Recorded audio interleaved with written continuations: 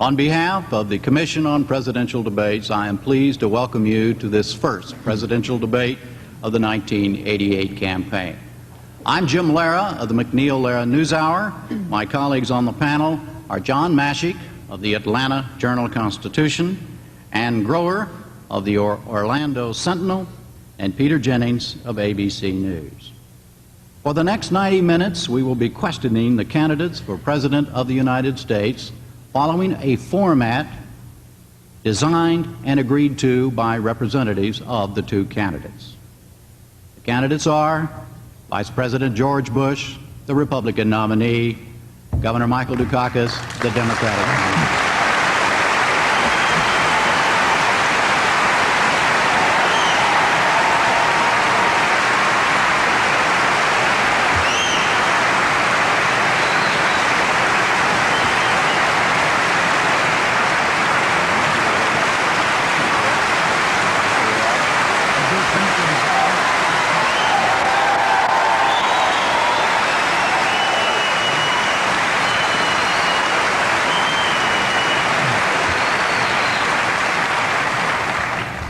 Our questions this evening will be about equally divided between foreign and domestic policy matters. The first question, by agreement between the two candidates, goes to Vice President Bush.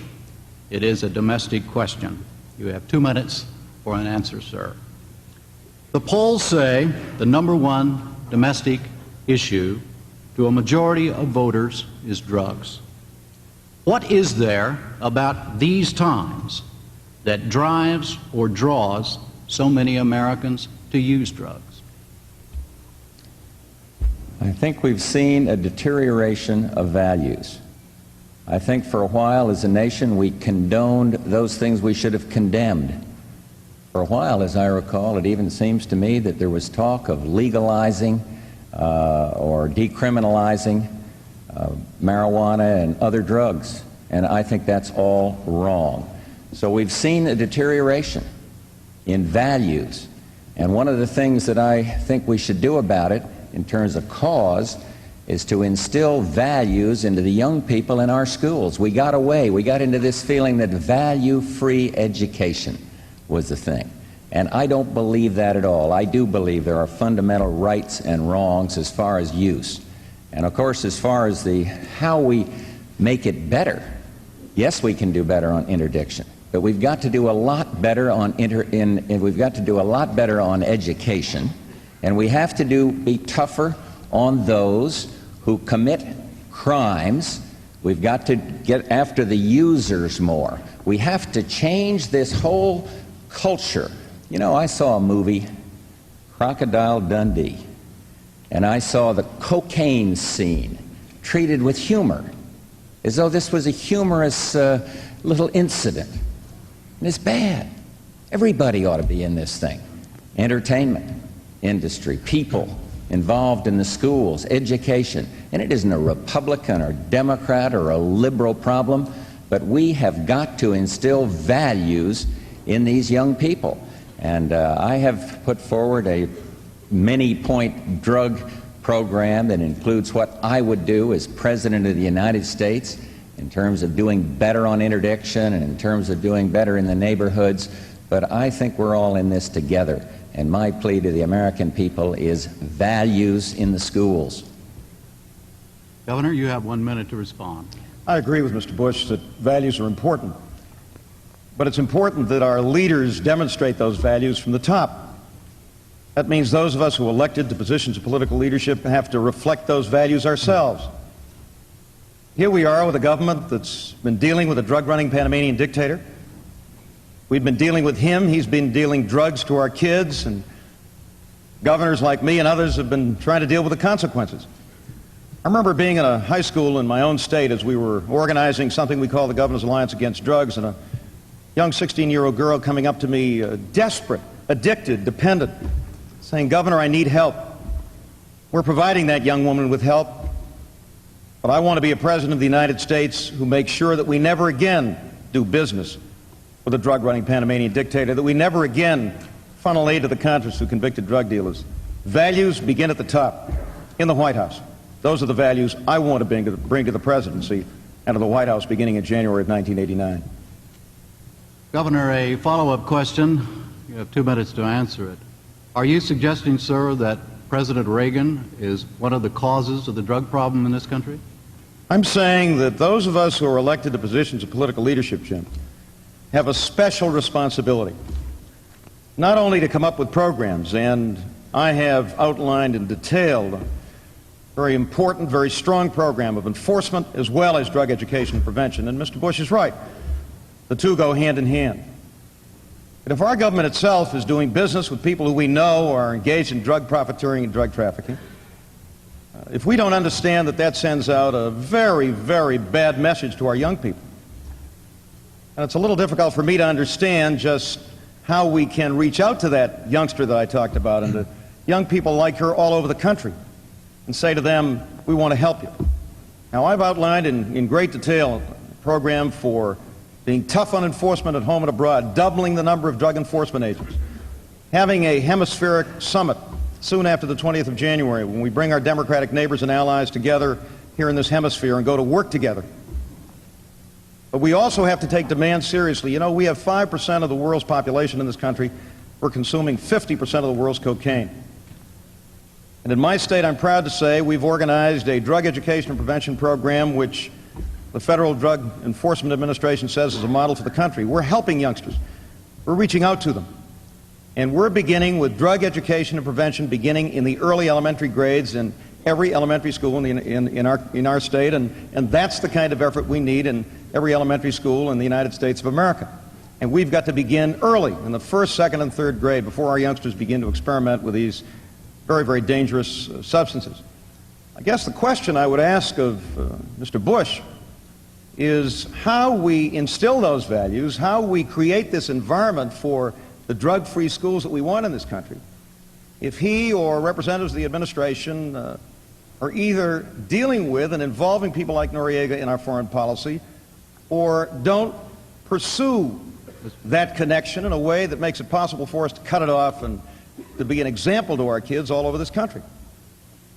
A minute to rebut, Mr. Vice President. Well, the other day, my opponent was given a briefing by the CIA. I asked for and received the same briefing. I am very careful in public life about dealing with classified information, and what I'm about to say is unclassified. 7 administrations were dealing with Mr. Noriega. It was the Reagan-Bush administration that brought this man to justice, and as the governor of Massachusetts knows, there was no evidence that Mr. Noriega was involved in drugs, no hard evidence, until we indicted him. And so I think it's about time we get this Noriega matter in perspective. Panama is a friendly country. I went down there and talked to the president of Panama about cleaning up their money laundering. And Mr. Noriega was there, but there was no evidence at that time. And when the evidence was there, we indicted him, and we want to bring him to justice. And so call off all those pickets out there that are trying to tear down 7 different administrations. All right. The next question will be asked by John Mashik. It goes to Governor Dukakis, and you will have 2 minutes to answer. Governor Dukakis, another troublesome issue for voters this year is the bulging federal deficit. In a Dukakis administration, you say taxes will be raised only as a last resort. Would you identify for us then, please, 3 specific programs that you are willing to cut to bring that deficit down? Yes, and I've been very specific about those, John, and let me lay out for you my own strategy for bringing that deficit down, because as a chief executive that's balanced 10 budgets in a row, I've had to make those tough decisions and those tough choices. First, I've suggested that there are certain weapon systems which we don't need and we can't afford. Mr. Bush has been critical of me for that, but I think those are the kinds of tough choices you have to make. I've also suggested that there are weapon systems that we should proceed on, and I've outlined those in detail. Secondly, we've got to invest in economic growth in this country, in every part of this country. Building that kind of growth expands revenues and helps to bring down that deficit. Thirdly, we have to bring interest rates down, and we will as we come up with a good, solid plan with the Congress for bringing that deficit down. And finally, we've got to go out there and collect billions and billions of dollars in taxes owed that aren't being paid in this country. It's very unfair to the average taxpayer who pays his taxes and pays them on time to permit these money's to go uncollected. I've also suggested that on the domestic side there are areas where we can make some cuts. We ought to be able to come up with an agricultural policy in this country that gives our farm families a fair price and a decent future without spending $20 to $25 billion a year, which is what we've been doing under this administration. We can help people to live better lives and at the same time save money by helping hundreds of thousands of families on welfare to get off of welfare and to become productive citizens again. The thing I don't understand about Mr. Bush's approach to this is how he could possibly be serious about bringing that deficit down, given what he says he wants to do. He seems to want to spend a great deal of money on just about every weapons system. He says he's against new taxes, although he's broken that pledge at least 3 times in the last year that I know of. He wants to give the wealthiest taxpayers in this country a 5-year, $40 billion tax break. And he also wants to spend a lot of money on additional programs. If he keeps this up, he's going to be the Joe Azuzu of American politics. I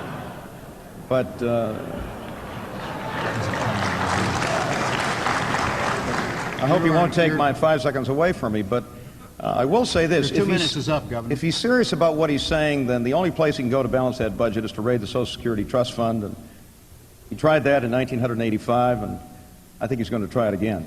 You have a minute to rebut. Is this the time to unleash our one-liners?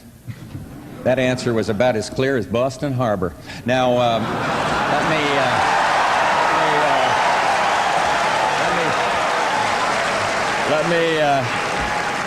let me help the governor. There's so many things there, I don't quite know where to begin. When you cut capital gains, you put people to work. John Kennedy proposed cutting capital gains. Paul Tsongas, a liberal senator from Massachusetts, said, the dumbest thing I did was to oppose the capital gains cut. It's not going to cost the government money. It's going to increase revenues to the federal government, and it's going to create jobs. So that's one of the things that I think makes a big difference between us. Massachusetts doesn't have an enormous defense budget, but nevertheless, the governor raised taxes 5 different times. That happens to be a fact. And so let's kind of stay on the issue, and I have made a specific proposal for what I call a flexible freeze, and it permits, economists on the East Coast and West think it's good, it permits the president to sort out the priorities, and we continue to grow because I will not raise taxes. Your time is up too. A follow-up, John.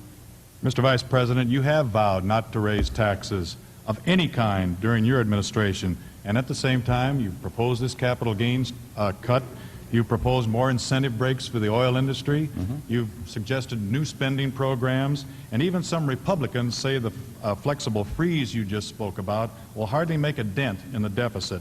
Is the deficit no longer really a concern of yours, the Republican Party, or the taxpayers? I think it's the Republican Party and my concern to bring it down.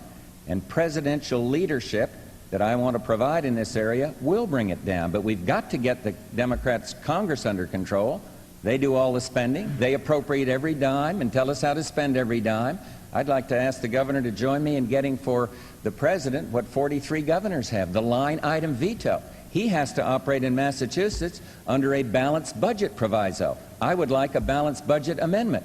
But the dynamics of the economy, we cut the taxes and revenues are up by 25% in 3 years. So the problem is, it's not that the working man is being taxed too little, or the person working out, the woman working in some factory being taxed too little.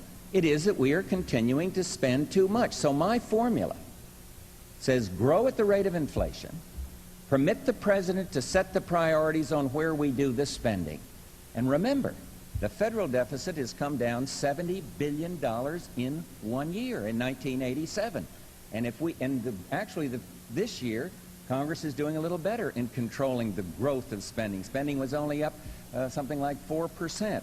So it isn't that we're taking too little from the taxpayer. We're spending too much still.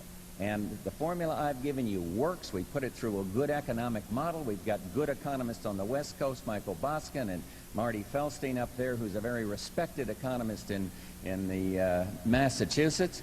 And they agree that if we can do what I've said, we can get it down without going and socking the American taxpayer once again. And capital gains, one more point on that. Please, let's learn from history. A capital gains differential will increase jobs, increase risk-taking, increase revenues to the federal government. Governor, you have a minute to rebut. Well, I hope all of those Americans out there who are watching us, listening to us, and trying to make up their mind about which one of us ought to be President of the United States, listen to the Vice President very carefully. What he's proposing, after over $1 trillion in new debt, which has been added to the federal debt in the course of the past 8 years, an IOU that our children and grandchildren will be paying for years, is a tax cut for the wealthiest 1% of the people in this country, an average of about $30,000 that we're going to give to people making $200,000 a year. Why, that's more than the average teacher makes. We've had enough of that, ladies and gentlemen.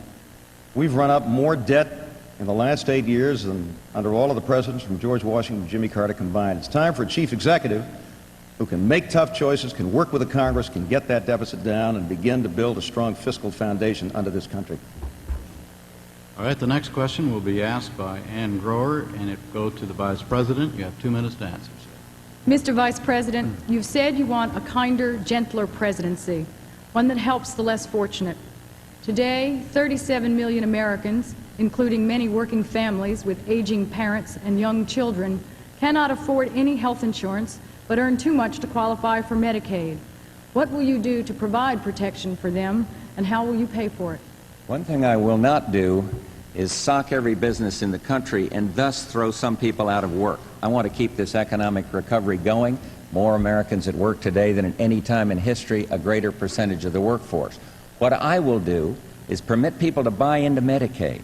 I believe that's the answer. I am proud to have been part of an administration that passed the first catastrophic health bill. And in that, there's some Medicaid some provisions that will be very helpful to the kind of people we're talking about here. But we've got to keep going forward without killing off the engine and throwing people out of work. So the answer lies, it seems to me, in full enforcement of the catastrophic program.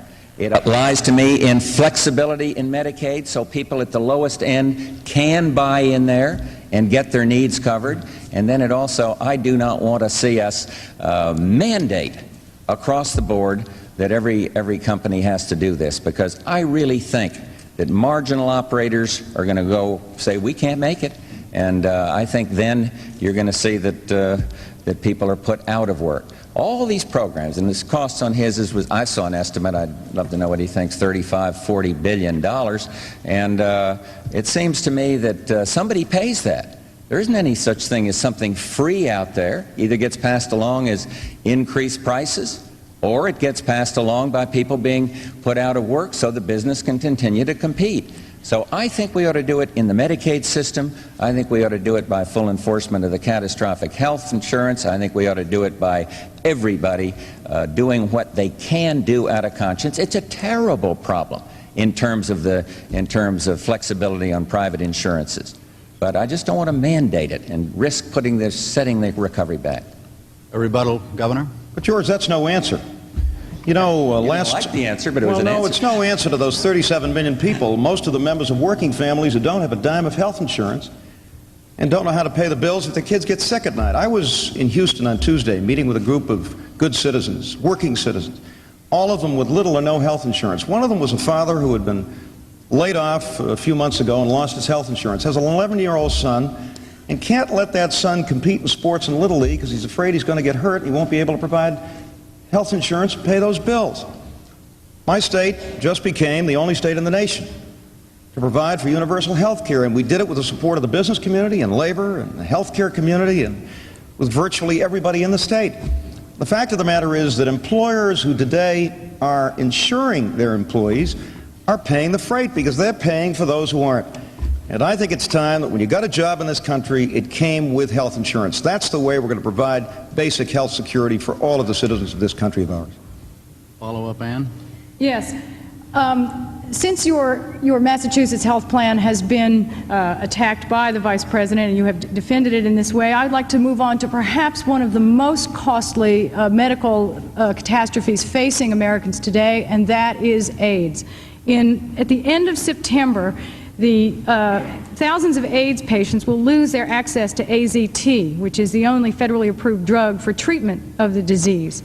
And I'd like to know, sir, if what your position is on extending that and what it is you think the government ought to be doing about making AZT and other drugs available to people who are suffering from this disease. Well, Ann, let me just say before I answer your question that I didn't know that the Vice President attacked our program in Massachusetts. I hope he hasn't, because it has won the support of a great many people all over the state, and I think it's a model for what I hope we can do across the country. But when I proposed my plan this past Tuesday, he or one of his spokesmen called it socialized medicine. The last time the Vice President used that phrase, I suspect he remembers it, don't you? It was in 1964, and that's what he called Medicare. Well, he was wrong then, and he's wrong now.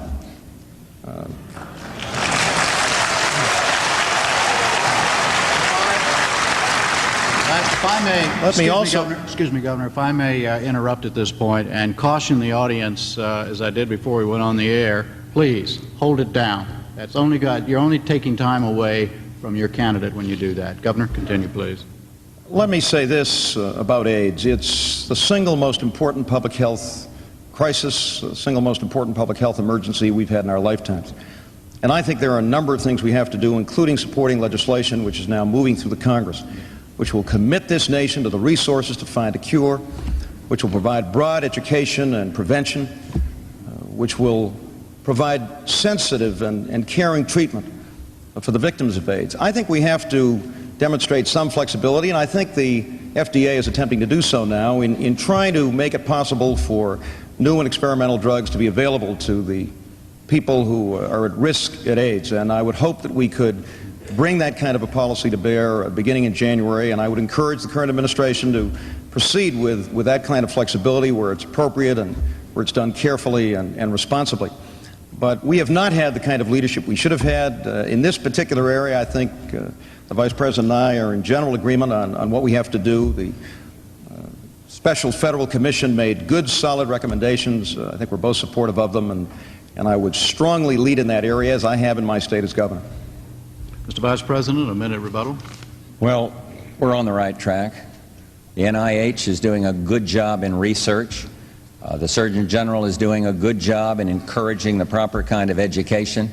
I noticed that the governor did not mention any testing, but we got to have a knowledge base. Testing should be confidential, but we have to have a knowledge base. We can't simply stick our heads in the sands in terms of testing. I'm chairman of the President's Task Force on Regulatory Relief, and we are working with the FDA, and they have sped up bringing drugs to market that can help. And you got to be careful here because there's a safety factor, but I think these things, and then also I am one who believes we've got to go the extra mile in being sure that that blood supply is pure. We cannot have a lack of confidence in the blood supply when it comes to operations and surgery and things of this nature. So research, speeding the drugs to market, testing, blood supply are very important elements of this. Next question will be asked by Peter Jennings. It goes to the governor. Good evening, Mr. Vice President. Governor. Peter? Governor, one theme that keeps coming up about the way you govern, you've both mentioned leadership tonight, so I'd like to stay with that for a second. The theme that keeps coming up about the way you govern is passionless, technocratic. Passionless? Passionless, technocratic, the smartest clerk in the world. Your critics maintain that in the 1960s your public passion was not the war in Vietnam or civil rights, but no-fault auto insurance. And they say that in the 1970s you played virtually no role in the painful busing crisis in Boston. Given the fact that a president must sometimes lead by sheer inspiration and passion, we need to know if this is a fair portrait of your governing, or is it a stereotype? And if it isn't fair, could you give us an example of where you have had that passion and leadership that sometimes a president needs? Peter, I care deeply about people, all people, working families, people all over this country who in some cases are living from paycheck to paycheck. In other cases are having a hard time opening up the door of college opportunity to their children. In other cases don't have basic health insurance, which for most of us we accept as a matter of course and assume we're going to have in order to pay the bills that we incur when we get sick. I'm somebody who believes deeply in genuine opportunity for every single citizen in this country, and that's the kind of passion I brought to my state. I was a leader in the civil rights movement in my state and in my legislature. I cared very deeply about that war in Vietnam. I thought it was a mistake. I thought it was wrong. And I was one of the few legislators early in that war that took a stand against the war. I think it was the right stand at the time, and I think history has proved us to be correct. But I have learned over time. I served one term. I was defeated, as you know, and defeat sometimes is an important lesson. I think I'm a much better governor today. I think I'm a much better person, a much better listener. I think I'll be a much better president for having gone through that experience.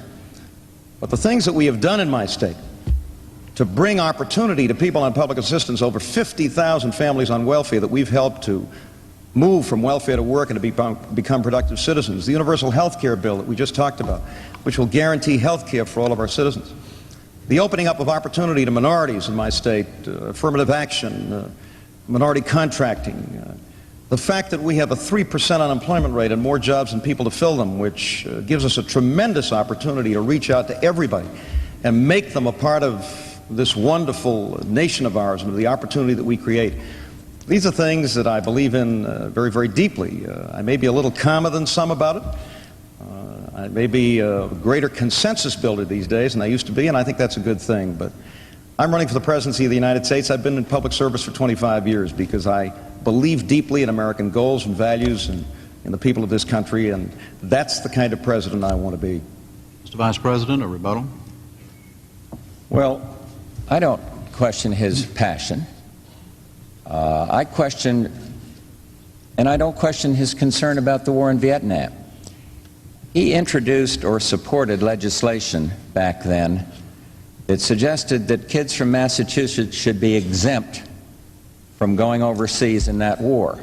Now, that's a certain passion, but in my view, it's misguided passion. We have a big difference on issues. You see, last year in the primary, he expressed his passion. He said, I am a strong liberal Democrat, August '87. Then he said, I am a card-carrying member of the ACLU. That was what he said. He is out there out of the mainstream. He is very passionate. My argument with the governor is, do we want this country to go that far left? And I wish we had time to let me explain, but I salute him for his passion. We just have a big difference on where this country should be led and in what direction it ought to go.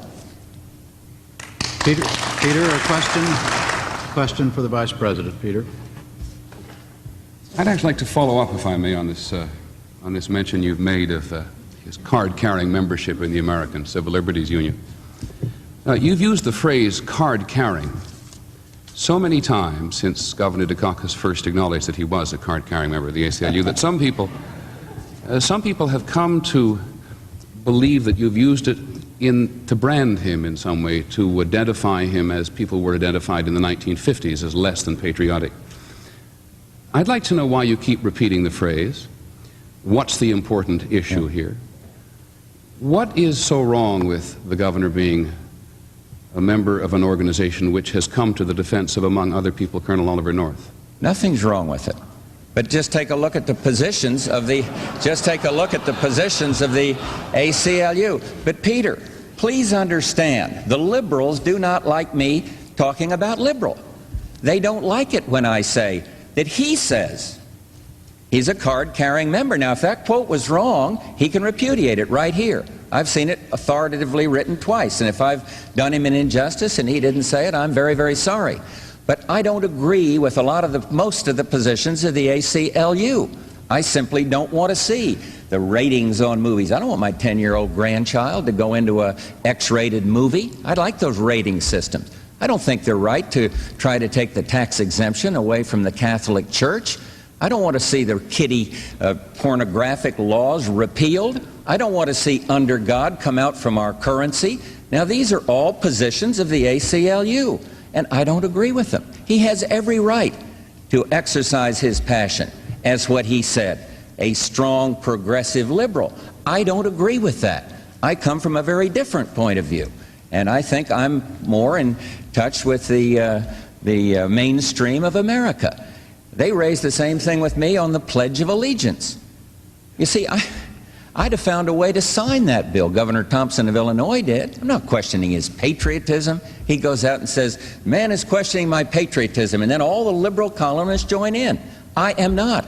I am questioning his judgment on these matters, or where he's coming from. He has every right to do it, but I believe that's not what the American people want. And when he said at the convention, ideology doesn't matter, just competence, he was moving away from his own record, from what his passion has been over the years. And that's all I'm trying to do, is put it in focus. And I hope people don't think that I'm questioning his patriotism when I say he used his words to describe his participation in that organization.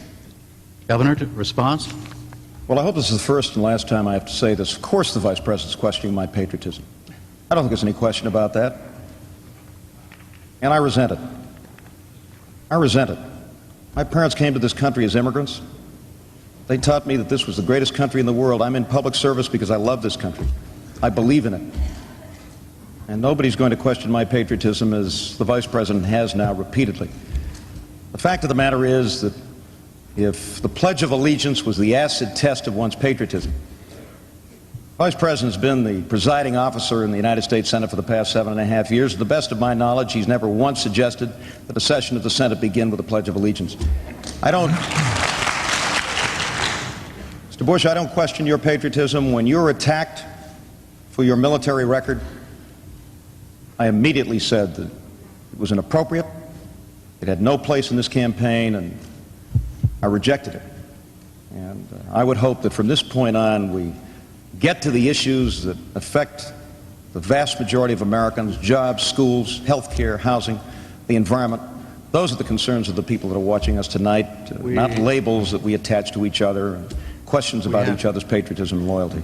Time is up. Governor, let's go now to John Mashik again. Question for the Vice President. Mr. Vice President, in a debate during the Republican primaries, you said most of the nation's homeless are suffering from mental illness, an assertion immediately challenged by one of your rivals. Estimates of the homeless range from a low of 250,000 by the government to around 3 million, including working families and their children. What commitment are you willing to make tonight to this voiceless segment of our society? I want to see the McKinney Act fully funded. I believe that that would help in terms of shelter. I want to see, when I talked at our convention about 1,000 points of light, I was talking about the enormous numbers of shelters and organizations that help. The governor's wife, been very active in the homeless. My campaign chairman, Secretary Jim Baker's wife. This isn't government. These are people that care, that are trying to give of themselves. The government has a role.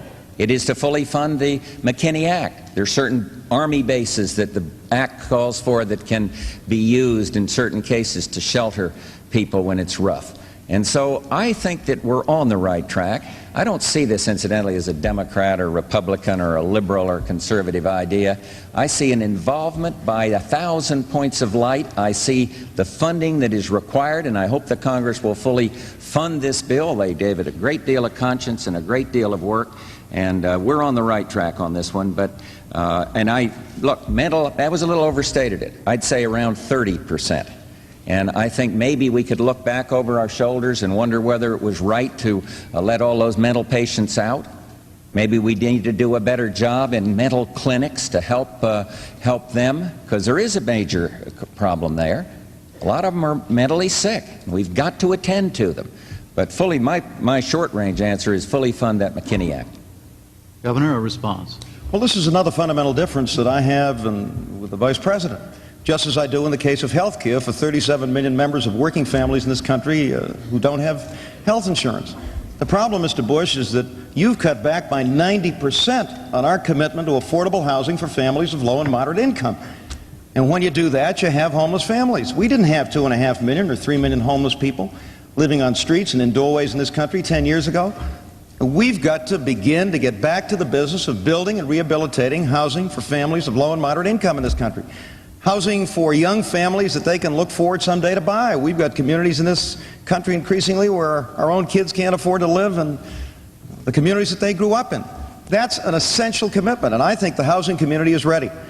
But it's going to take a president who's committed to housing, who's had experience in building and rehabilitating housing, who understands that affordable housing for families of low and moderate income, for young families, first-time home buyers, is an essential part of the American dream. And while I'm all for the McKinney bill, that by itself simply won't do. We've got to have a president that can lead on this issue, that can work with the Congress, and I'm prepared to do so. This is one of the most important priorities that faces this country. John, a question for the governor. Governor, you've mentioned the American dream of home ownership, and it's certainly become an impossible one for many of the young people of our nation who are caught up in this economic squeeze of the middle class, as you've said so frequently during the campaign. And yet, in spite of your answer just a few minutes ago, what promise can you realistically hold out to these people that with the costs of housing going up and with limited help available from Washington, are we destined to become a nation of renters? Well, I certainly hope not, and it's all a question of what our priorities are. Mr. Bush talked about values. I agree with him. What are our values?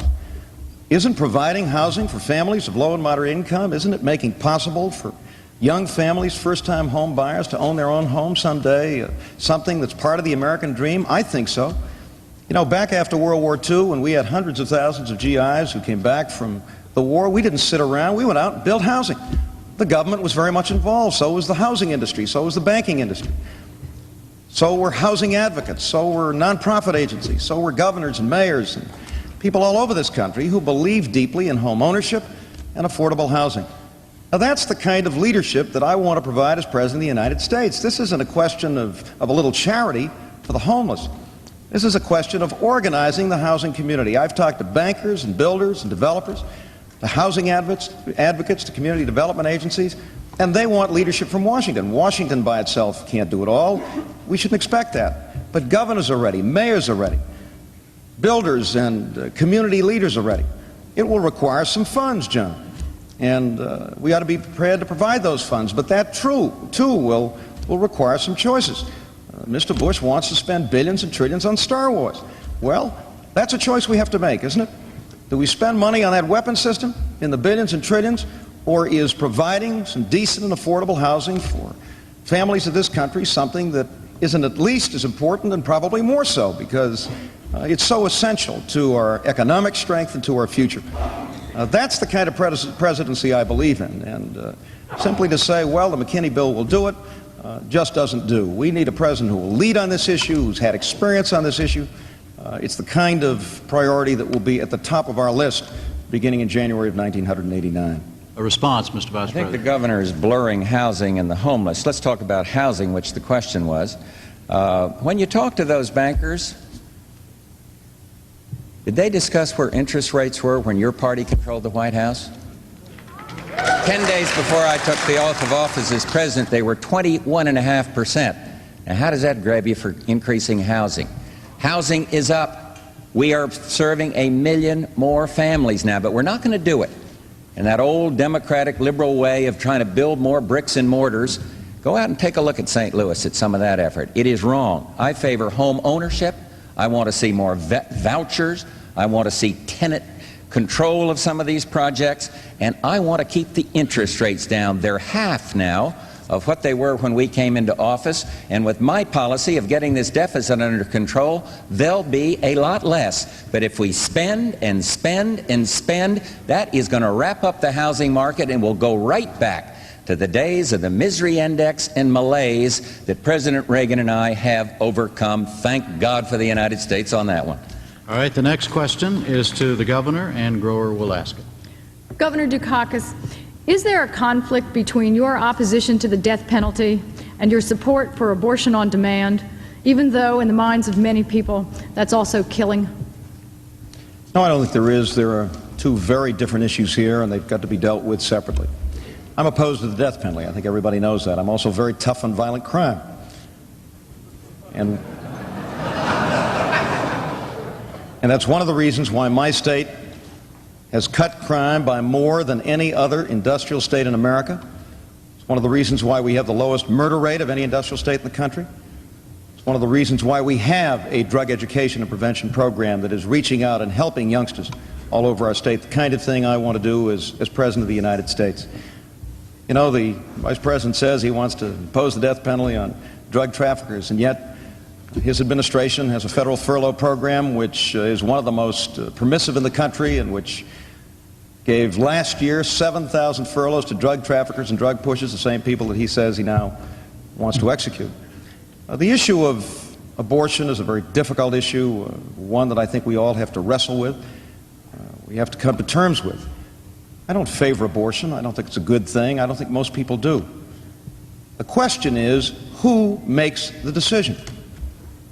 And I think it has to be the woman, in the exercise of her own conscience and religious beliefs, that makes that decision. Response, Mr. Vice President? Well, the Massachusetts furlough program was unique. It was the only one in the nation that furloughed murderers who had not served enough time to be eligible for parole. The federal program doesn't do that. No other state programs do that. And therefore, and I favor the death penalty. I know it's tough, and honest people can disagree, but when a narcotics wrapped up guy goes in and murders a police officer, I think they ought to pay with their life. And I do believe it would be inhibiting. And so I am not going to furlough men like Willie Horton, and I would meet with the victims of his last escapade, the rape and the brutalization of the family down there in Maryland. Maryland would not extradite Willie Horton, the man who was furloughed, the murderer, because they didn't want him to be furloughed again. And so we have a fundamental difference on this one, and I think most people know my position on the sanctity of life. I favor adoption. I do not favor abortion. Question for the Vice President, Ann. Yes. Mr. Vice President, I'd like to stay with abortion for just a moment, if I might. Over the years, you have expressed several positions while opposing nearly all forms of government payment for it. You now say that you support abortion only in cases of rape, incest, or threat to a mother's life, and you also support a constitutional amendment that, if ratified, would outlaw most abortions. But if abortions were to become illegal again, do you think that the women who defy the law and have them anyway, as they did before it was okayed by the Supreme Court, and the doctors who performed them should go to jail? I haven't sorted out the penalties, but I do know that I oppose abortion, and I favor adoption. And if we can get this law changed, everybody should make the extraordinary effort to take these kids that are unwanted and sometimes aborted, let them come to birth, and then put them in a family where there'll be love. And you see, yes, my position has evolved, and it's continuing to evolve, and it's evolving in favor of life. And I have had a couple of exceptions that I support: rape, incest, and the life of the mother. Sometimes people feel a little uncomfortable talking about this, but it's much clearer for me now, as I've seen abortion sometimes used as a birth control device, for heaven's sakes. See the millions of these killings accumulate, and this is one where you can have an honest difference of opinion. We certainly do, but no, I'm for the sanctity of life. And once that illegality is established, then we can come to grips with the penalty side. And of course, there's got to be some penalties to enforce the law, whatever they may be. Governor? Well, I think what the Vice President is saying is that he's prepared to brand a woman a criminal for making this decision. As simple as that.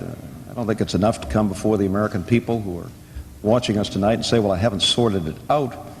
This is a very, very difficult and a fundamental decision that all of us have to make. And what he is saying, if I understand him correctly, is that he's prepared to brand a woman a criminal for making this choice. I just said if I think the law that's, is no, changed. let me finish. Yeah, sure. Let me simply say that I think it has to be the woman in the exercise of her own conscience and religious beliefs that makes that decision. And I think that's the right approach, the right decision, and I would hope by this time that Mr. Bush had sorted out this issue and come to terms with it, as I have. I respect his right to disagree with me, but I think it's important that we have a position, and we take it, and we state it to the American people. Peter Jennings, a question for the Vice President. Mr. Vice President, I'm struck by your discussion of women and the sanctity of life, and it leads me to recall your own phrase, that you are haunted by the lives which children in our inner cities live. And certainly the evidence is compelling. There's an explosion of single-parent families. And by any measure, these single-parent families, many with unwanted children, are the source of poverty, school dropouts, crime, which many people in the inner city simply feel is out of control. If it haunts you so, why, over the 8 years of the Reagan-Bush administration, have so many programs designed to help the inner cities been eliminated or cut? I think one of the reasons, and I first would like to know which programs you're talking about, and then we could talk on the merits of the programs. But you see, my fundamental philosophy is give local and state government as much control as possible. That may be the explanation if you tell me the program. I do strongly support the WIC program. I think it is good. I think part of the answer to this haunting of these children that are out there and suffering lies in extension of Medicaid to challenge the states, and maybe we're going to have to enforce more on the states in terms of Medicaid taking care of these. But Peter, so much of it gets into a whole other phase of things. The neighborhood, the kind of environment people are growing up in, and that leads me to the programs I'm talking about in terms of education. I think part of it is the crime-infested neighborhoods, and that's why I'm a strong believer in trying to control crimes in the neighborhood, why I was so pleased to be endorsed by the policemen on the beat, the Boston Police Department the other day. I think they understand my commitment to helping them in the neighborhoods. And so it's a combination of these things, but do not erode out of the system the 1,000 points of light. The people that are out there trying to help these kids, the programs like Cities in Schools, the work that Barbara Bush is doing so people can learn to read in this country and then go on and break this cycle of poverty. I'm for Head Start and moving that up, and I've already made a proposal. And yes, it'll cost some money, but I favor that. So these are the combination of things I want, and the fact that I don't think the federal government can endorse a $35 billion program does not mean I have less compassion than the person who endorses such a program. Governor? Well, I must have been living through a different 8 years from the one that the Vice President's been living through, because this administration has cut and slashed programs for children, for nutrition, or the kinds of things that can help these youngsters to live better lives. Has cut federal aid to education, has cut Pell Grants and loans to close the door to college opportunity on youngsters all over this country. And that, too, is a major difference between the Vice President and me. Let me just give you one other example. We have a great many people, hundreds of thousands of people living on public assistance in this country. The 50 governors of this nation have proposed to the Congress that we help those families to get off of welfare, help those youngsters, help their mothers to become independent and self-sufficient. It's taken months and months and months to get Mr. Bush and the administration to support that legislation, and they're still resisting. Now, that's the way you help people. Being haunted, 1,000 points of light, I don't know what that means.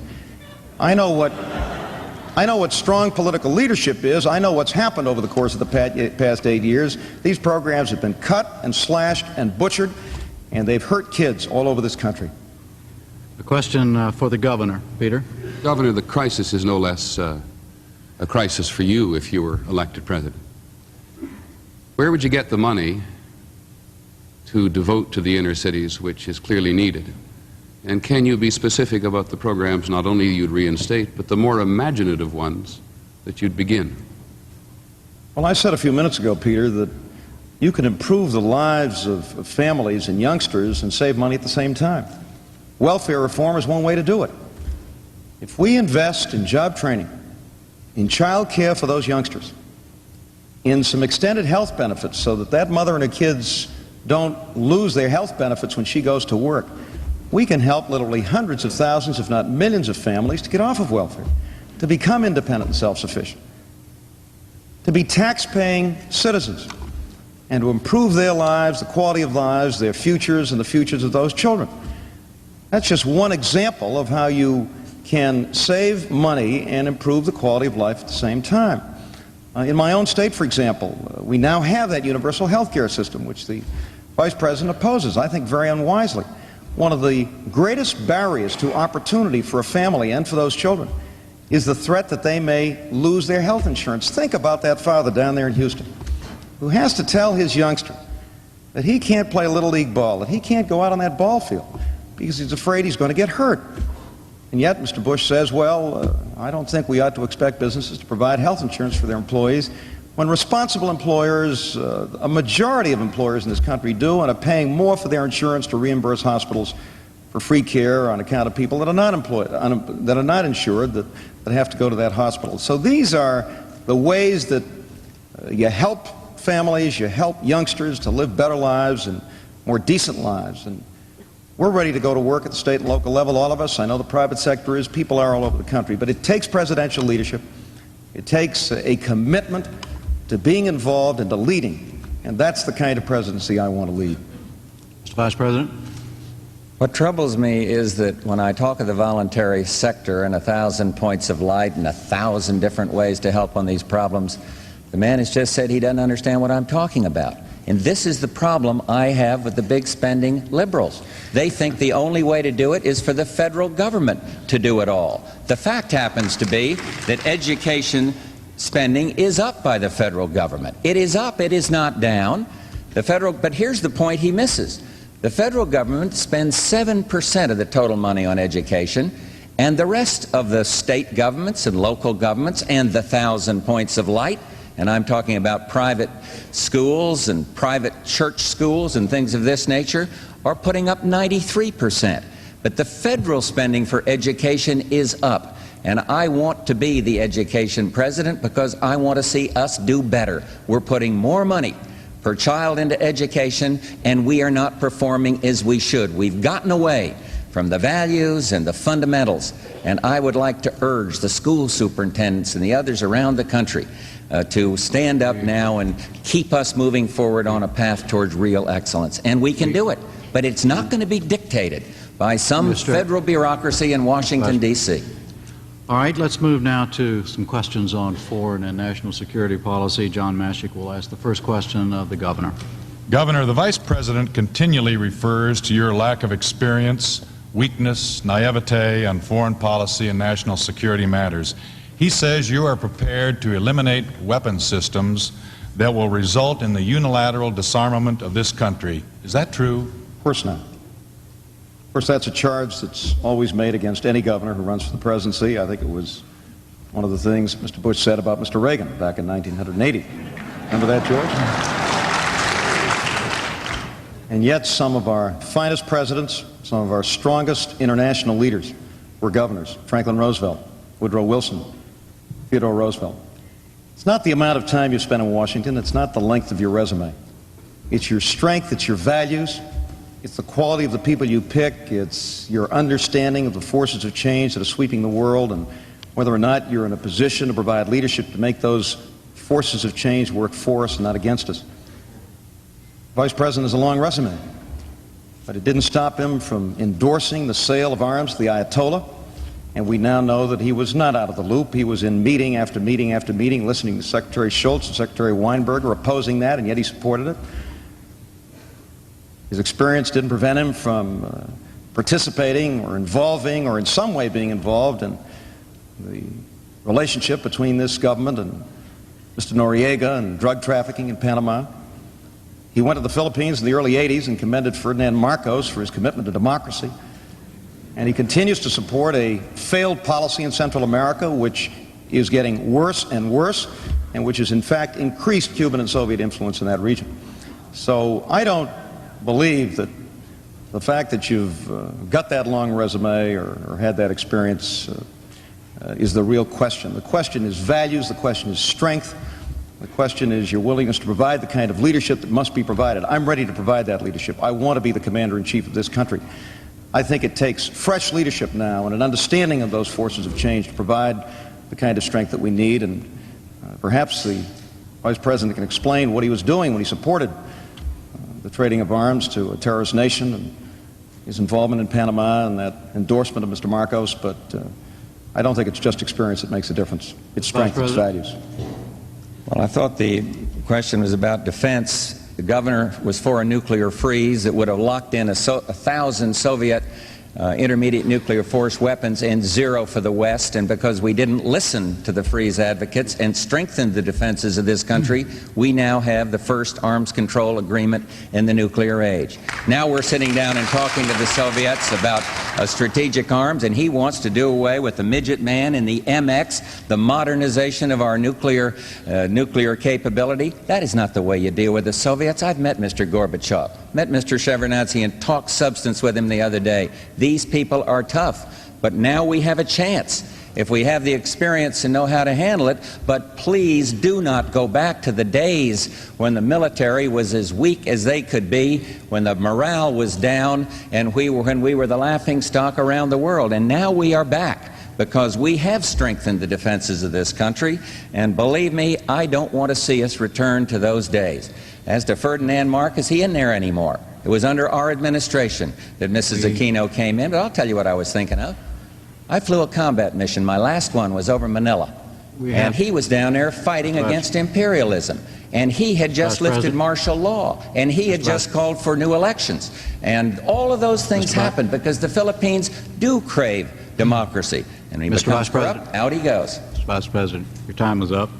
John, a question for the Vice President. Mr. Vice President, the governor has suggested that you've never met a weapons system that you didn't like or want. Are you prepared to tell the voters one system in this time of tight budgetary restraints and problems at the Pentagon that you'd be willing to cut or even eliminate that wouldn't endanger national security? I don't think it's a question of eliminating. I can tell him some I'm against. A6F, for example, DVOD, and I can go on and on. Minuteman III penetration systems. I mean, there's plenty of them that I oppose. But what I am not going to do when we are negotiating with the Soviet Union, sitting down talking to Mr. Gorbachev about how we achieve a 50% reduction in our strategic weapons, I'm not going to give away a couple of aces in that very tough card game.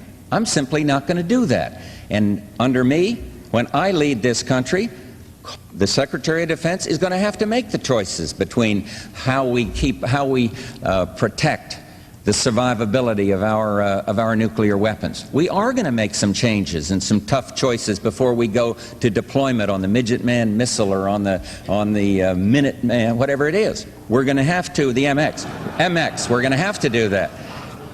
It's Christmas. It's Christmas. It's Christmas. Wouldn't it be nice to be perfect? Wouldn't it be nice to be the Iceman so you never make a mistake? My answer is do not make these unilateral cuts. And everybody now realizes that peace through strength works. And so this is where I have a big difference. Of course we're going to have to make some determination on this, and we're going to have to make it on conventional forces. But now we've got a very good concept called competitive strategies. We will do what we do best. It's a strategy that we've been working on for a couple of years. It is going to take us to much better advantage in conventional forces. But look, let me sum it up.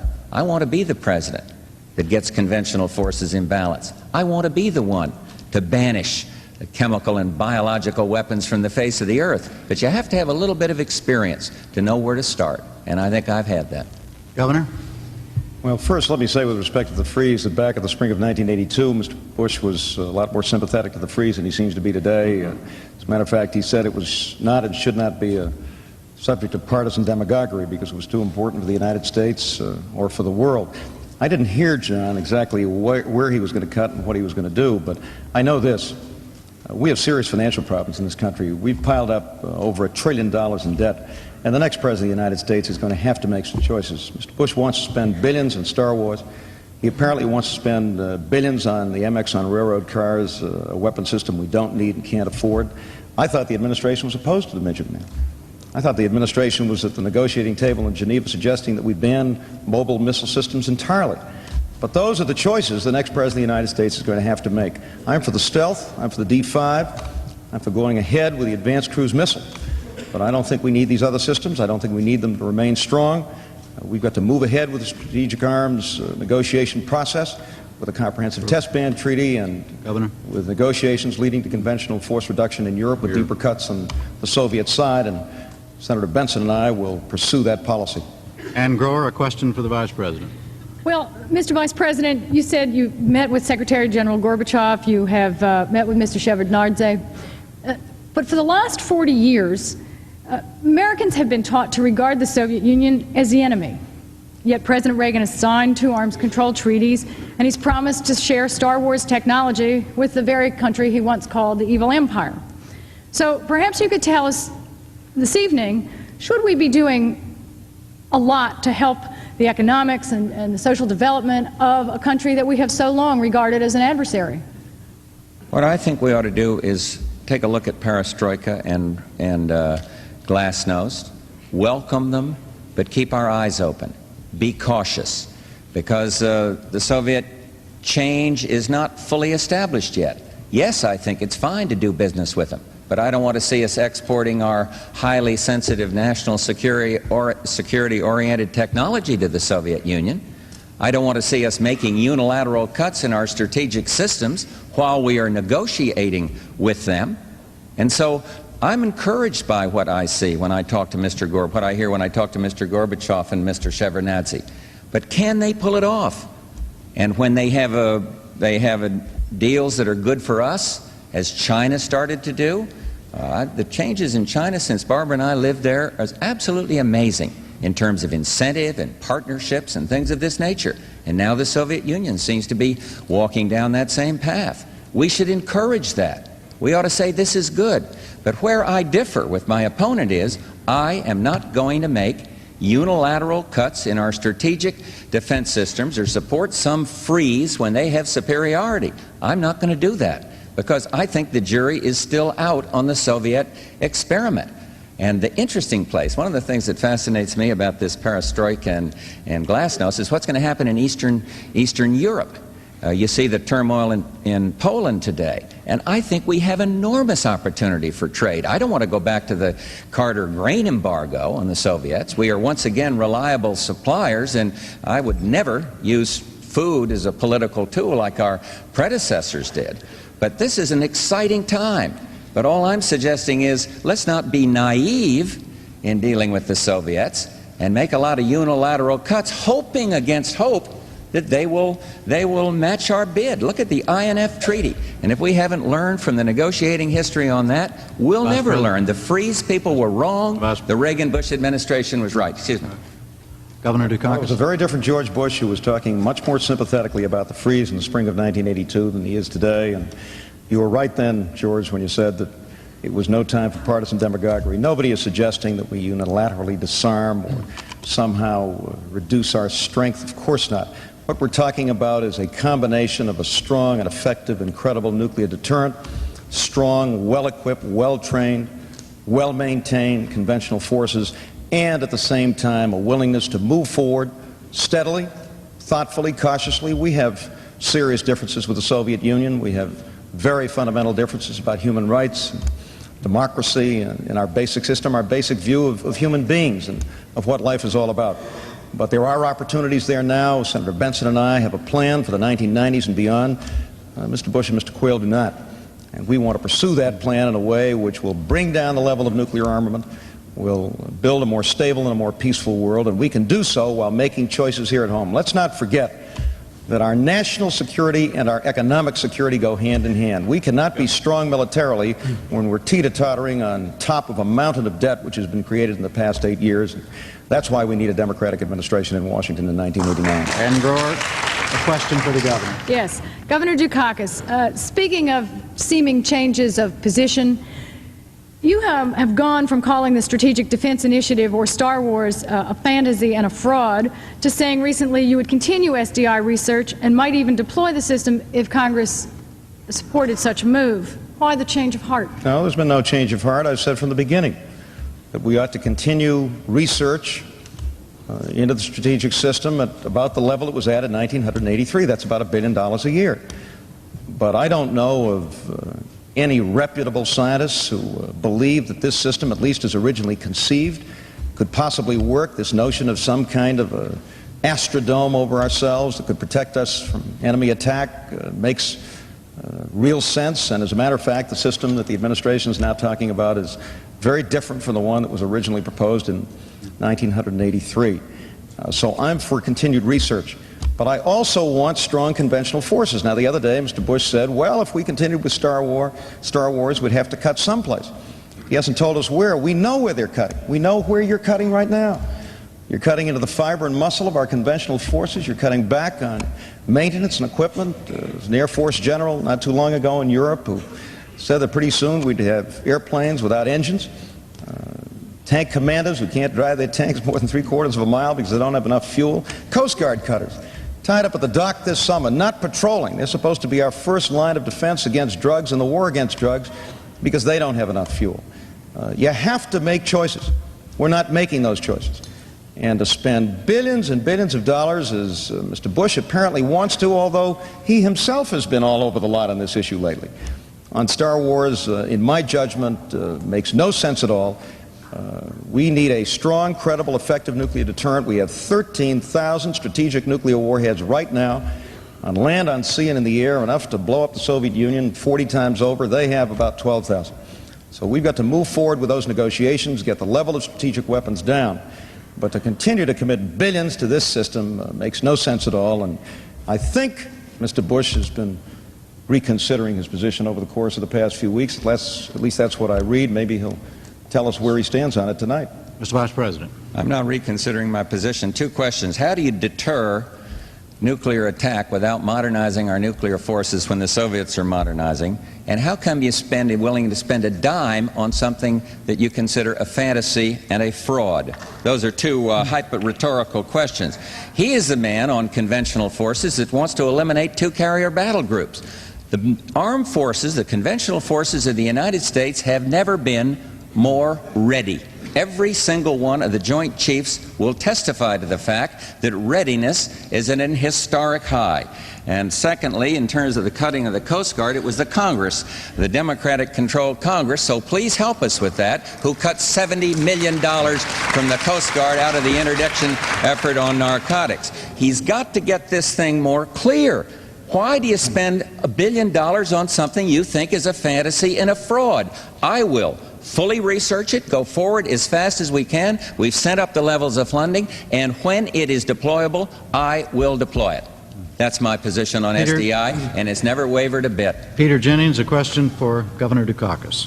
Well, Governor and Vice President Bush, you both talked tonight about hard choices. Let me try to give you one. Somewhere in the Middle East tonight, 9 Americans are being held hostage. If you are Commander-in-Chief and Americans are held hostage, what will be more important to you, their individual fate, or the commitment that the United States government must never negotiate with terrorists? And if any Americans are held hostage and you become president, to what lengths would you go to rescue them? Peter, it's one of the most agonizing decisions a president has to make. These are American citizens. We care deeply about them. Their families care deeply about them, want them back, and understandably so, and we want to do everything we can to bring them back. But if there's one thing we also understand, it is that you cannot make concessions to terrorists, ever. Ever. Because if you do, it's an open invitation to other terrorists to take hostages and to blackmail us. And that's the tragedy of the Iran-Contra scandal. As a matter of fact, Mr. Bush was the chairman of a task force on international terrorism, which issued a report shortly before that decision was made and said, and rightly so, that we never ever can make concessions to terrorists and hostage takers. And yet after sitting through meeting after meeting, he endorsed that decision, endorsed the sale of arms to the Ayatollah in exchange for hostages. One of the most tragic, one of the most mistaken foreign policy decisions we've ever made in this country, and I dare say encouraged others to take hostages, as we now know. So there can be no concessions under any circumstances, because if we do, it's an open invitation to others to do the same. We've got to be tough on international terrorism. We've got to treat it as international crime. We've got to attack it at all points. We've got to use undercover operations. We have to be prepared to use military force against terrorist base camps. We have to work closely with our allies to make sure that they're working with us and we with them. And we can give no quarter when it comes to breaking the back of international terrorism. Yes, we should make every effort to try to help those hostages come home, but it can never be because we make concessions. That was a tragic mistake that we made, a mistake that Mr. Bush made and others made. and it should never, ever be made again. Mr. Vice President. I wrote the anti-terrorist report for this government. It is the best anti-terrorist report written. Yes, we shouldn't trade arms for hostages, but we have made vast improvements in our anti-terrorism. Now, it's fine to say that sometimes you have to hit base camps, but when the President saw the state-sponsored fingerprints of Muammar Gaddafi on the loss of American life, he hit Libya. And my opponent was unwilling to support that action. And since that action, terrorist action against the United States citizens have gone down. And I have long ago said I supported the President on this other matter, and I've said mistakes were made. Clearly, nobody's going to think the President started out thinking he was going to trade arms for hostages. That is a very serious charge against the President. That matter's been thoroughly looked into. But the point is, sometimes the action has to be taken by the federal government. And when we took action, it had a favorable response. A question for the Vice President, Peter. It seems perhaps a good subject, Mr. Vice President, on which to make the point that you've campaigned vigorously as part of a leadership team. But so far you won't tell the American people in considerable measure what advice you gave the President on issues including the sale of arms to Iran and what should have been done about the hostages. To the best of my knowledge, there's no constitutional requirement which prevents you from doing so. Jimmy Carter urged his Vice President, Walter Mondale, to tell the American people. Would you now ask President Reagan for permission to tell the American people what advice you did give him? And if you don't, how do we judge your judgment in the Oval Office in the last 8 years? You judge by the whole record. You judge by the entire record. Are we closer to peace? Are we doing better in anti-terrorism? Should we have listened to my opponent who wanted to send the UN into the Persian Gulf? Or in spite of the mistakes of the past, are we doing better there? How is our credibility with the GCC countries on the western side of the Gulf? Is Iran talking to Iraq about peace? You judge on the record. Are the Soviets coming out of Afghanistan? How does it look in a program he called phony, or some one of these marvelous Boston adjectives up there, and about Angola? Now we have a chance. Now, several Bostonians don't like it, but the rest of the country will understand. Now we have a chance. Now we have a chance. Now we have a chance. And so I think that I'd leave it right there and say that you judge on the whole record. And let me say this. All he can talk about, he goes around ranting about Noriega. Now, I've told you what the intelligence briefing he received said about that. He can talk about Iran-Contra, and I'll make a deal with you. I will take all the blame for those two incidents if you give me half the credit for all the good things that have happened in world peace since Ronald Reagan and I took over from the Carter administration. And Peter, I still have a couple of minutes left, and there is a different principle here on confidence. Sorry, Mr. Vice President. It's only on yellow here. Wait a minute. Come on. Sorry. I'm wrong. Go ahead. My apologies. Come on, Jim. You said nobody's perfect. I said I wasn't perfect. Okay. I thought you were. Where was I? My apologies. The 25th of December, Mr. Vice President. I agree. Where was I? I finished. Governor. He can have another 10 seconds if he wants, Jim. No, yes, sir. Go ahead. Go ahead. All right. Governor, you have a minute to respond. Well, the matter of judgment is very important. And I think it's important to understand what happened here. A report on international terrorism, chaired by the Vice President, was released and made some very specific recommendations about how to deal with terrorism. They were ignored. The Vice President ignored them. He says mistakes were made. Very serious mistakes in judgment were made. He says, well, let's concede that the administration has been doing business with Noriega, has made him a part of our foreign policy, and has been funneling aid to the Contras who convicted drug dealers. I think those are very, very serious questions of judgment, which those of you who are watching us here tonight have a right to judge and review. We're not going to make those kinds of mistakes. You cannot make concessions to terrorists. If you do, you invite the taking of more hostages. That's a basic principle. It was ignored in that case, and it was a very, very serious mistake of judgment. Go to a question from John Mashik. It goes to the Vice President. Mr. Vice President, Democrats and even some Republicans are still expressing reservations about the qualifications and credentials of Senator Dan Quayle of Indiana, your chosen running mate, to be a heartbeat away from the presidency. What do you see in him that others do not?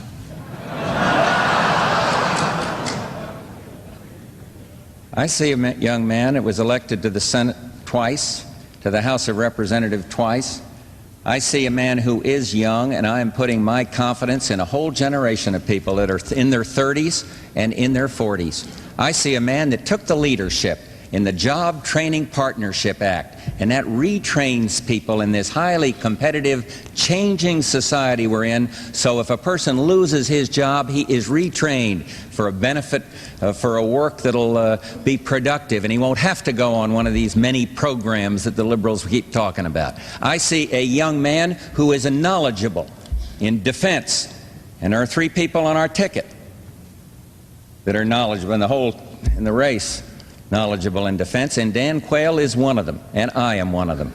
And I believe that he will be outstanding. And he took a tremendous pounding, and everybody now knows that he took a very unfair pounding. And I'd like each person to say, did I jump to conclusions running down rumors that were so outrageous and so brutal? And he's kept his head up, and he will do very, very well. And he has my full confidence, and he'll have the confidence of people that are in their 30s and 40s and more. So judge the man on his record, not on a lot of rumors and innuendo and trying to fool around with his name. My opponent says J. Danforth Quayle. Do you know who J. Danforth was? He was a man that gave his life in World War II. So ridiculing a person's name is a little beneath this process. And he'll do very well when we get into the debates. Governor? Well, when it comes to ridicule, George, you win a gold medal. I think we can agree on that. That's the facts. But did I sense a desire that maybe Lloyd Benson ought to be your running mate when you said that 3 people on your ticket? No, I think the debate ought to be between you and Lloyd. I think the American people have a right to judge us on this question, on how we picked our running mate, a person who is a heartbeat away from the presidency. I picked Lloyd Benson, distinguished, strong, mature, a leader in the Senate, somebody whose qualifications nobody has questioned. Mr. Bush picked Dan Quayle. I doubt very much that Dan Quayle was the best qualified person for that job. And as a matter of fact, I think for most people, the notion of President Quayle is a very, very troubling notion tonight. All right, John will now ask a question of the governor. It will be the last question, and then the Vice President will have a rebuttal. John? Well, Governor, you did select Lloyd Benson of Texas. I did indeed. And you have a lot of disagreement with him on fundamental issues, including the Reagan tax cuts, aid to the rebels in Nicaragua, the death penalty, gun control. Who's right?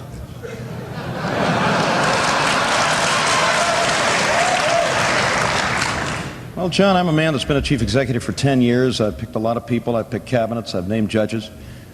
I know that the people you pick make an enormous difference in your ability to govern. And I set high standards. I try to meet them, and I insist that people who work for me meet them. And if they don't stick around very long.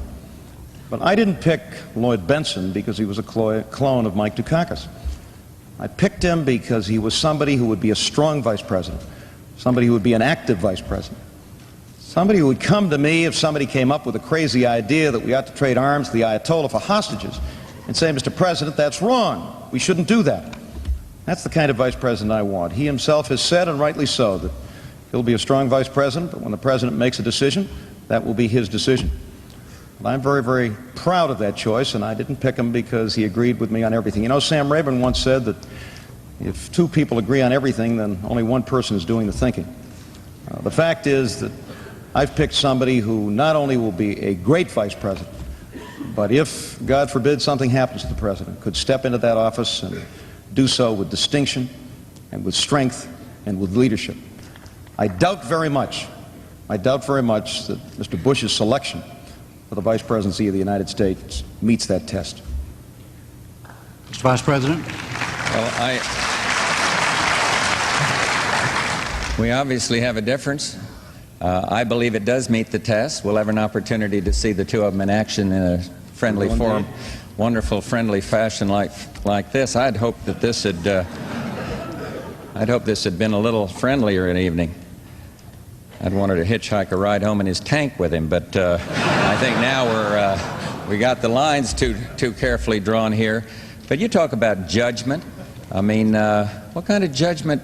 I mean, jumping all over the president on his decision on one area of foreign policy? What kind of judgment has your chief education advisor now in jail in Massachusetts? I mean, I don't think this is a fair argument, but nevertheless, I support my nominee for vice president, and he'll do an outstanding job. Gentlemen, I was given some bad word a moment ago. There is time for one more question. Getting it in my ear. And Ann Grower will ask it. Ann? To the Vice President first? To the governor, sorry. Oh, I'm so sorry. Governor Dukakis, as many U.S. farmers face or undergo foreclosure, the United States is considering the possibility of forgiving a certain percentage of debt owed by Latin American and third world countries. Do you favor giving these countries a break in their loans? And if so, how do you explain that to the American farmers who are losing their land and livelihood? Well, I think we have to go to work on the problem of third world debt, and we've got to assist those third world countries in dealing with this massive debt which they have incurred and which is burdening them, and which, if we don't do something about it and assist them along with other nations around the world, will destroy their economies, destroy their future, and at the same time will destroy markets that are important to our farmers. But I also believe that we need an agricultural policy which doesn't cost us the $15 to $20 to $25 billion a year that it's been costing us over the course of the past 3 or 4 years under this administration. I think it's going to require good, solid credit policies, and thanks to the Congress, we now have an agricultural credit bill which is helping and improving the situation with at least some of our farmers. I think it's going to require a combination of supply management and reasonable price supports to make sure that our farmers get a decent price. And I think it also is going to require an administration that understands that there are tremendous opportunities out there for the development of new uses for agricultural products, new uses which can help us to clean up our environment at the same time. Biodegradable plastic, gasohol, which the Vice President himself has been involved in, road de-ices made from corn products. I mean, there are enormous opportunities out there to expand markets and to build a strong future for our farmers. But I don't think there's anything mutually exclusive or contradictory about building a strong farm economy in this country and assisting our family farms and providing a good, strong future for rural communities and for rural America, and at the same time working on third world debt. As a matter of fact, Mexico itself is one of our biggest agricultural customers, so in the sense that we can work to help Mexico rebuild and expand and deal with its very serious economic problems, we help our farmers at the same time. Mr. Vice President. I oppose supply management and production controls. I support the Farm Bill, the 85 Farm Bill, and its spending is moving in the right direction. I want to expand our markets abroad, and that's why I've called for that first economic summit to be on agriculture. I will not go back to the way the Democrats did it and use food as a political weapon and throw a grain embargo on the farmers in this country.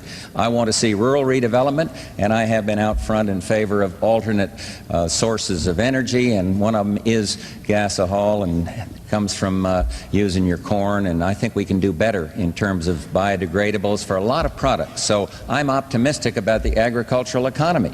In terms of the third world, I support the Baker Plan. I want to see market economies spring up all around the world, and to the degree they do, we are succeeding. And I don't want to see the banks let off the hook. I would oppose that. But I think we're on the right track in agriculture, and I am very, very encouraged. But let's not go back to that, what they call supply management and production control. That'll simply price us out of the international market. Let's try to expand our markets abroad.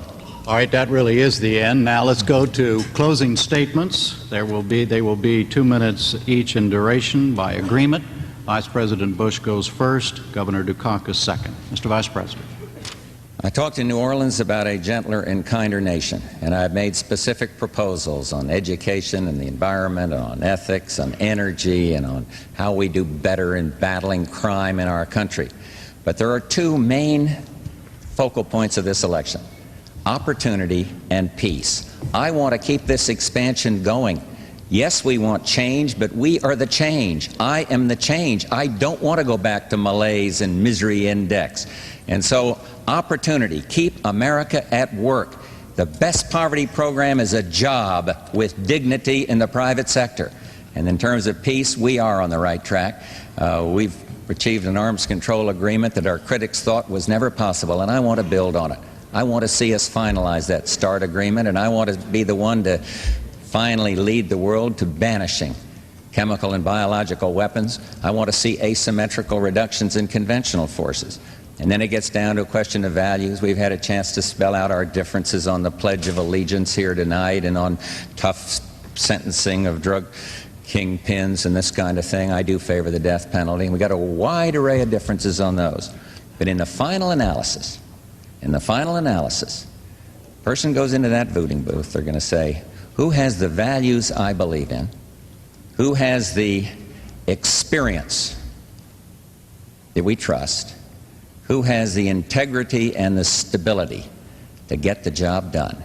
My fellow Americans, I am that man, and I ask for your support. Thank you very much.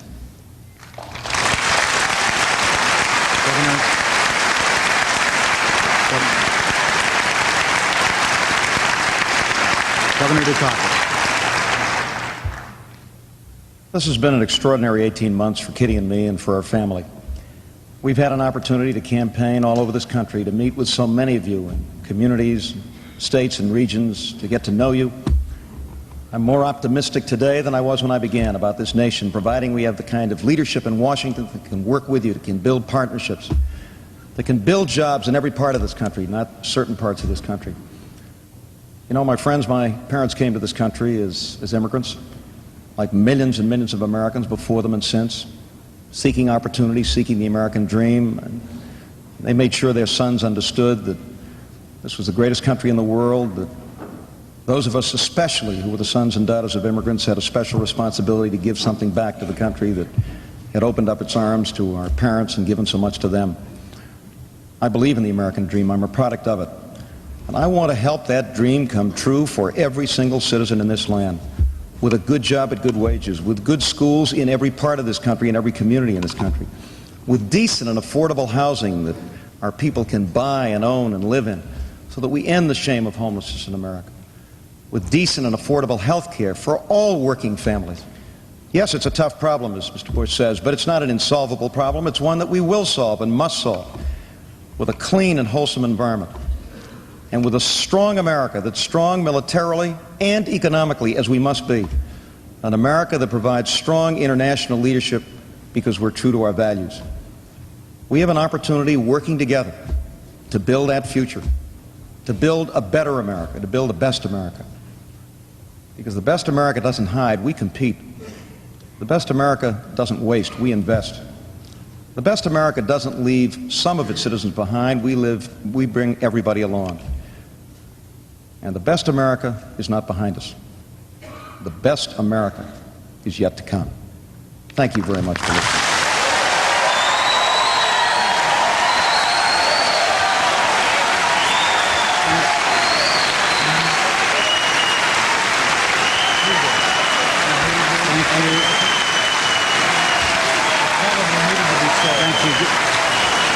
Thank you.